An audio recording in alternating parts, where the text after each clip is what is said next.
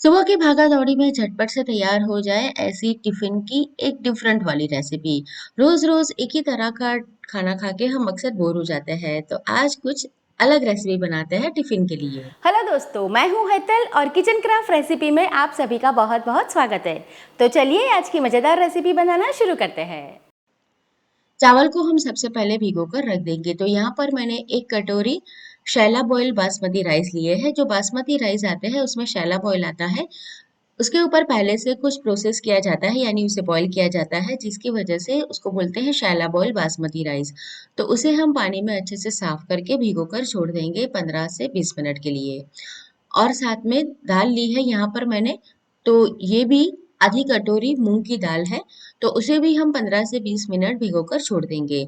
जब तक हम आटा गूंदेंगे, सब्जियां काटेंगे, उतनी देर में ये अच्छे से भीग जाएंगे। अगर आप इस तरह से प्लानिंग करके बनाते हैं ना दोस्तों, तो सुबह में भी फटाफट से आप बहुत बढ़िया टिफिन बना सकते हैं। अब पराठा बनाने के लिए यहाँ पर मैंने लिया है गेहूं का आटा।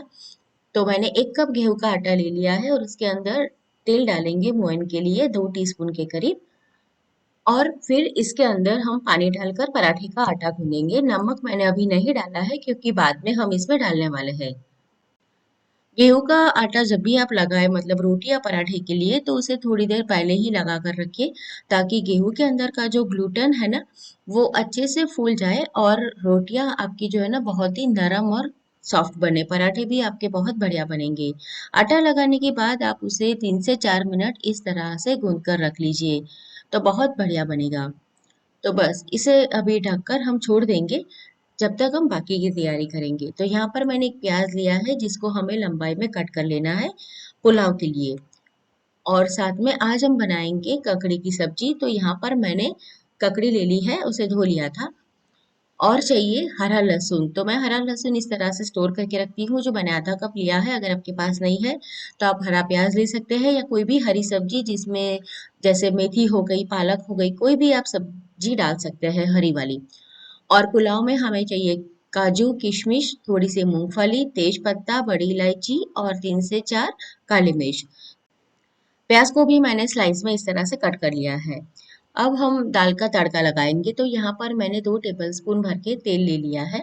आप चाहे तो घी में भी बना सकते हैं। 1 टीस्पून इसमें जीरा जाएगा और जाएगी आधा टीस्पून हींग।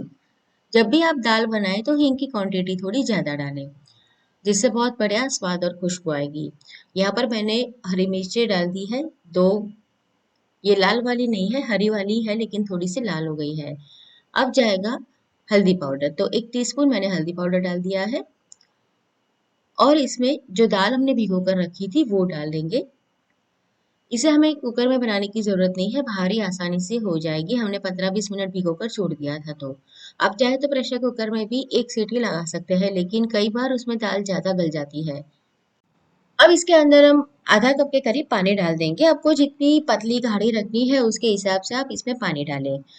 आधा कप यहाँ पर हरा वाला लहसुन डाल देंगे। आप यहाँ पर कोई भी हरी सब्जी जैसे कि मेथी है, पालक है, डाल सकते हैं। हरे प्याज के जो हरे पत्ते रहते हैं वो भी डाल सकते हैं। लाल मिर्च पाउडर डाला है 1 टीस्पून, नमक स्वाद के हिसाब से, तो मैंने 3-4 टीस्पून नमक मिलाया है। मिक्स करेंगे और फिर स्लो फ्लेम पर इसे ढककर हम पकने देंगे। तो बस सिर्फ 5 से 7 मिनट में ही ये जो हमारी दाल है ना मूंग वाली, वो तैयार हो जाएगी। आप चाहे तो इसमें छिलके वाली मूंग दाल भी ले सकते हैं। दोनों आधी आधी क्वांटिटी में ले सकते हैं। वेरिएशन आप अपने हिसाब से कीजिए। तो ढककर इसे रख देते हैं।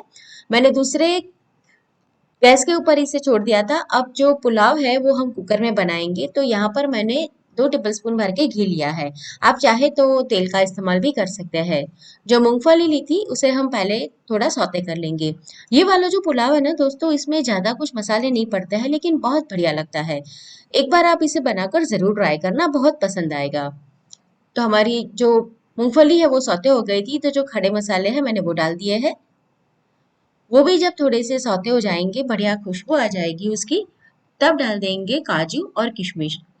काजू किशमिश वाला ये जो ड्राई फ्रूट वाला पुलाव है ना, वो बच्चों को तो बहुत ही पसंद आएगा, क्योंकि इसमें ज्यादा मसाले नहीं पड़ते हैं और ये तीखा भी इतना नहीं रहता है।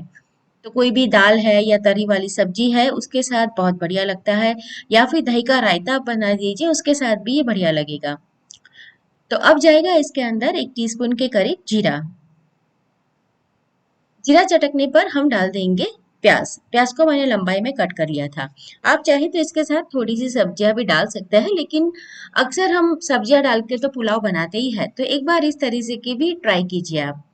तो प्याज को हम थोड़ा सा गुलाबी कलर का जब तक हो नहीं जाता तब तक भून लेते हैं। तो देखिए प्याज हमारा अच्छे से भून गया है। तो इस समय पर हम डाल देंगे फ्लेवर के लिए कसूरी मेथी। तो यहाँ पर मैंने 1 टेबलस्पून भर के कसूरी मेथी ली है, उसे हम हाथों से इस तरह से क्रश करके हुए डाल देंगे। और जाएगा इसके अंदर चावल। तो जो चावल भिगो कर रखा था ना, तो वो चावल का जो पानी था मैंने वो निकाल दिया है। अब हम चावल को तड़के के साथ मिक्स करेंगे। ऐसा करने से क्या होगा कि चावल के ऊपर घी की अच्छे से कोटिंग हो जाएगी, और जब ये तैयार होगा तो आपस में एक दूसरे के साथ स्टिक नहीं होगा, चिपकेगा नहीं, क्योंकि ये जो पुलाव है हम कुकर में बना रहे हैं। नमक स्वाद के हिसाब से डाल देंगे। अक्सर हम पुलाव बनाते हैं तो क्या करते हैं, पहले चावल को पका लेते हैं, फिर तड़का लगाकर सब्जियां मिलाते हैं। लेकिन जब समय कम हो तब आप इस तरह से कुकर में भी बना सकते हैं, और इसी तरह से आप बनाएंगे ना तो बिल्कुल भी ये नहीं चिपकेगा। अब इसमें पानी डालेंगे, तो जिस कटोरी से मैंने चावल लिया था ना, उसी कटोरी से मैंने 2 कटोरी पानी डाला है। ये जो शैला बॉयल बासमती राइस आते हैं वो थोड़े से मोटे रहते हैं।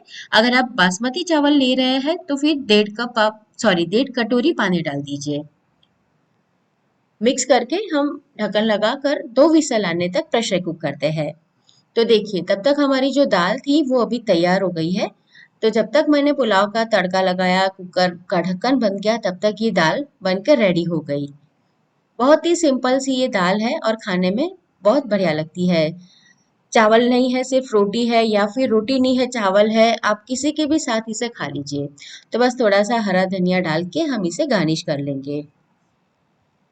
अब हम ककड़ी की सब्जी बनाएंगे। तो इसके लिए मैंने 1 टेबलस्पून तेल ले लिया था, उसके अंदर डालेंगे आधा टीस्पून सरसों। सरसों चटकने पर डालेंगे 1/4 टीस्पून के करीब हींग, और डाल देंगे इसके अंदर ककड़ी और थोड़ा सा हल्दी पाउडर।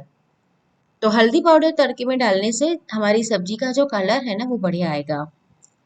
ये जो ककड़ी की सब्जी है सिर्फ 2 मिनट में बन जाती है। तो ककड़ी यहाँ पर मैंने इस तरह से कट कर ली है। ज्यादा इसे मोटी भी नहीं रखना है और ज्यादा छोटी भी नहीं करनी है, बस मीडियम साइज के पीस आप इसे तैयार कर लीजिए। लाल मिर्च पाउडर डाला है मैंने 1 टीस्पून के करीब। नमक डाल देंगे स्वाद के हिसाब से, तो आधा टीस्पून नमक जाएगा, क्वांटिटी कम है इसलिए। धनिया जीरा पाउडर 1 टीस्पून। और यहाँ पर मैंने 2 टेबलस्पून भर के भुनी हुई मूंगफली ली थी, जिसका छिलका मैंने निकाल कर उसे मिक्सर जार में दरदरा ग्राइंड कर लिया है। मिक्स कर लेंगे, बस गैस बंद कर देंगे, तो हमारी सब्जी तैयार हो गई। तो ये जो ककड़ी की सब्जी है ना, खाने में बहुत बढ़िया लगती है और कम समय में तैयार हो जाती है। तो थोड़ा सा हरा धनिया इसमें भी डाल देंगे। और जो हमारा आटा था अच्छे से भीग चुका है, तो पराठा बेलने के लिए सबसे पहले तो हम क्या करेंगे, मोटी साइज की एक रोटी बेल लेंगे, मतलब कि रोटी की जितनी साइज होती है ना उस तरह से हम इसे बेल लेंगे। रेगुलर पराठे से ये कुछ डिफरेंट है और बढ़िया लगता है। अब उसके ऊपर हम अच्छे से घी लगा देंगे।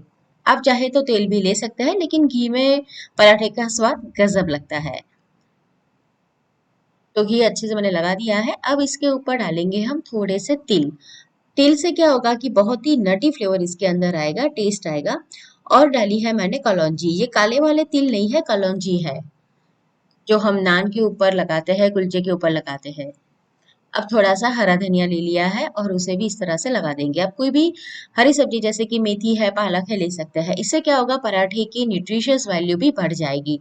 और बच्चे अक्सर इसे ऐसे ही खाना पसंद नहीं करते, तो पराठे के साथ ये खा भी लेंगे। नमक डाल देंगे, हमने आटे में नमक नहीं डाला था इसीलिए नमक यहाँ पर डालना है हमें। और थोड़ा सा लाल मिर्च पाउडर डालेंगे। आप चाहे तो चाट मसाला डाल सकते हैं। बच्चों के लिए बना रहे हैं सिर्फ, तो थोड़ा सा पिज्जा सीजनिंग डाल दीजिए। वेरिएशन आप कुछ भी कर सकते हैं। अब इसे हम इस तरह से रोल करते जाएंगे। पेरी पेरी मसाला डाल सकते हैं। थोड़ा सा चीज डाल दीजिए, बच्चों के लिए है तो पनीर डाल दीजिए, बहुत बढ़िया लगेगा। इस तरह से रोल करने के बाद हम बीच में से एक कट लगा देंगे। तो ये जो लेयर वाला पराठा है ना, ये इतना खस्ता बनता है कि आप बिना सब्जी सिर्फ दही के साथ या तो चाय कॉफी के साथ भी खा सकते हैं। तो समय नहीं है तो सिर्फ इस तरह से आप पराठा बनाकर बच्चों को लंच बॉक्स में भी दे सकते हैं। अब इसे फोल्ड कर देंगे, और जो सबसे लास्ट वाला हिस्सा है उसे हम अंदर की ओर प्रेस करेंगे, और हल्के हाथों से प्रेस करते हुए हम इसे बेल लेंगे। तो यहाँ पर मैंने थोड़ा सूखा आटा छिड़क दिया है, ये चावल का है। और ध्यान रहे कि जब भी आप इसे बेले ना तो बहुत ज्यादा प्रेशर नहीं डालना है, नहीं तो क्या होगा कि परतें जो खुली हुई है ना वो आपस में फिर से स्टिक हो जाएगी। तो बस इसे हमें थोड़ा सा मोटा ही रखना है। बेलने के बाद हम इसे तवे के ऊपर डालेंगे। तो जब पहली बार आप पराठा सीख रहे हैं तो थोड़ा सा सूखा आटा छिड़क दीजिए, ताकि आपका जो पराठा है ना वो स्टिक ना हो। और यहाँ पर मैंने लोहे की ही तवी ली है। पहली बार जब हम इसे डालेंगे ना तो गैस की फ्लेम को हमें फास्ट रखना है, यानी तेज रखना है। तेज आंच पर एक साइड जब ये सीख कर तैयार हो जाएगा तब इसे पलट देंगे, और दूसरी ओर गैस की फ्लेम को स्लो रखेंगे, जिससे हमारा पराठा बहुत ही खस्ता बनेगा। दोनों ओर जब ये सिक जाएगा तब हम घी लगाकर तैयार करेंगे। आप चाहे तो बटर या फिर तेल भी लगा सकते हैं। तो लीजिए, हमारा बहुत ही खस्ता पराठा तैयार है, रोज के पराठे से कुछ डिफरेंट और स्वाद में बहुत बढ़िया। तो आज की हमारी सारी टिफिन की रेसिपी तैयार हो चुकी है। पुलाव भी अभी हमारा तैयार है। कुकर जब ठंडा हो जाएगा तब आप फोक से पुलाव को इस तरह से ऊपर नीचे करके मिक्स कर लीजिए। देखिए कितना खिला खिला बना है। तो आज की टिफिन रेसिपी आपको कैसी लगी कमेंट करके जरूर बताएं। मैंने और भी रेसिपी आप लोगों के साथ शेयर की है। और ऐसी नई नई रेसिपी देखने के लिए किचन क्राफ्ट रेसिपी को सब्सक्राइब करना बिल्कुल ना भूलें।